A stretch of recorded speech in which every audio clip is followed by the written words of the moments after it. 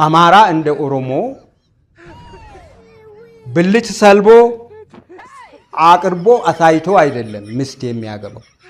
በኦሮሞ ባህል ብልት ሰልቦ አንድ ወንድ አቅርቦ ለልጅቷና ለልጅቷ ወላጆች ካላታየ ሚስት አያገኝም። እንደወረደ ያለውን ኦሮሞ ነው። በኦሮሞ ባህል አንድ አባገዳን የገደለ ቀጥታ ተወላጆች በሙሉ ይገደላል። ይሄ በጥናት ተደግፎ የተቀመጠ ነው።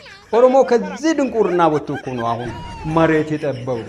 በቃ ዩናይትድ ስቴትስም የኛ ነው ማለት ጀምሯል አሁን እንደው መሰለኝ። በቀደም ፈረንጅ ሲደበድቡ ነበር አለ። በቃ ነገ እንግዲህ ትራምፕንም በጥፊ ይሉታል፣ የዓለም ገዢ ይሆናሉ ማለት ነው። በዚህ አካሄዳቸው ለፖለቲካ ዓላማ ፍጆታ ቋንቋውን አሳደገ ተብሎ የውሸት የቋንቋ ትርክት ማነብነብ ለኢትዮጵያ ምንም አይጠቅማትም። አይምሮ ያለው ምሁር ይህን አይቀበለውም። እና ትሰማለህ አንተ አሁን በየጊዜው ኦሮሞዎች አሁን ባሌ አርሴ ብትሄድ በአማርኛ ብታናግራቸው መልስ አይሰጡህም። በኦሮምኛ እናግረን ይላሉ።